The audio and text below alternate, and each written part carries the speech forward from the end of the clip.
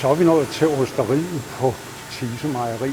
Og som de sagde til os lige før i skumsalen, så er det nogle timer siden, at det sidste mælk kom herover. Så fyraften nærmer sig. Men lad os se på det, der sker nu. Ved siden af mig står Ib Madsen, ostemesteren. Det er din afdeling, det her. Mejeriets vigtigste, ikke også? Det er vi bare enige om. Men hvad er det, dine kollegaer er ved at lave her? Jamen her har vi pumpet ostekorn over i det, vi kalder en forpresser.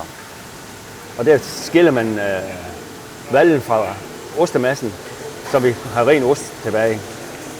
Og bliver de så presset der, ostekornet? Under pres, og så står de der en 10 minutter cirka. Ja. Og når det er færdigt, så skærer det dem ud, og den her skærer vi ud i 72 stykker. Så har vi 72 oster af 30 gange 30 cm. Ja, så det er helt rå ost. Det er helt friske, nye oster, som smager ingenting af. Ja, og de der oste, hvad bliver de til? Det bliver til en 45 Danbo, den der. Det er 45 plus Danbo, ja. Som så kan være en mild eller mellemlagret eller lagret. Ja. Det bestemmer mor, hvor lang tid det ligger på lager. Ja.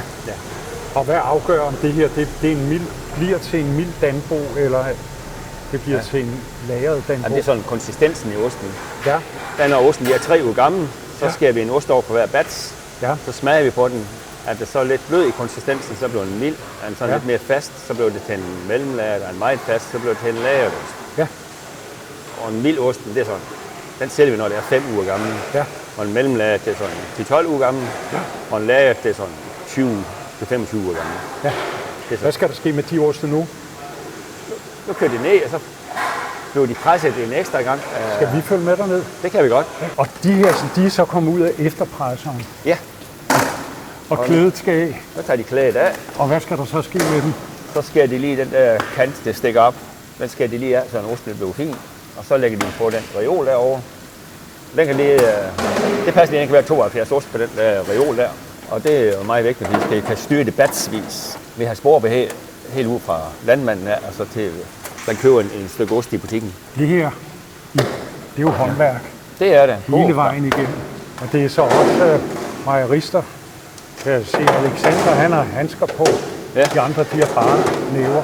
Ja. Er der noget hygiejneproblem i, at det er så meget håndværk, som det er her? Nej, det er det ikke. De vasker hænder tit. Vi har håndvask herinde.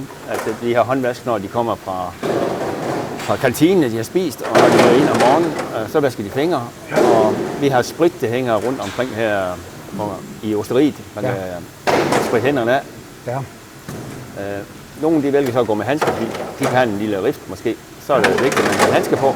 Ja. Og nogle bruger også handsker, fordi deres fingre kan godt være lidt ømskinnende indimellem. Ja. Så det er lidt forskelligt, om de bruger handsker eller ikke gør handsker. Men det er ingen krav. Det er kun krav, hvis man har en lille rift, så tager man handsker på. Og hver eneste, det her kalder vi en bærs ost, der tager vi en lille stykke ost fra til bakteriologisk prøve, for at se, om der skulle være noget bakterier i det. Så hvis der er problemer med, hvis der er en, der har glemt at vaske hænder, så fanger vi det. Det bliver afsløret så med er der et problem i osteriet.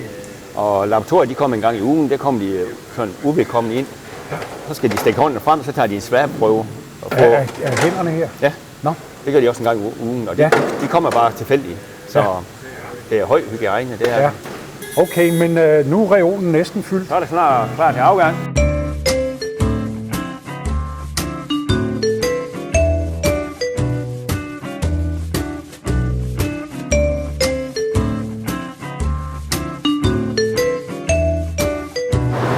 Og hvor lang tid står de i koldt vand? Vi står 4 timer her i koldt vand.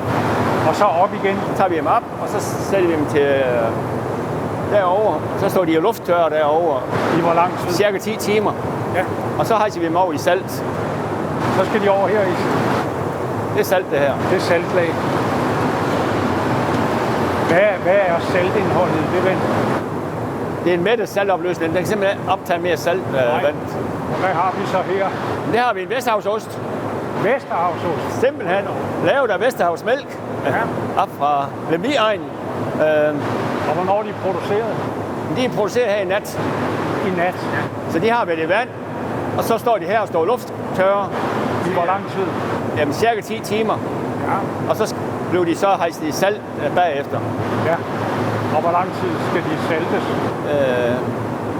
Jamen det er 28 timer. Det er fordi, der har vi erfaring, der siger, at så har osten den færdige saltprocent, som den skal have.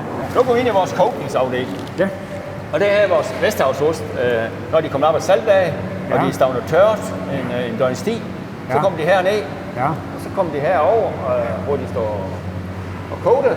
Og hvad vil det sige, at de bliver koget? Der smører man sådan en tynd lag beskyttelsesmiddel på, som beskytter osten mod udtørring og mod skimmelangreb, hvis det skulle være skimmel i luften.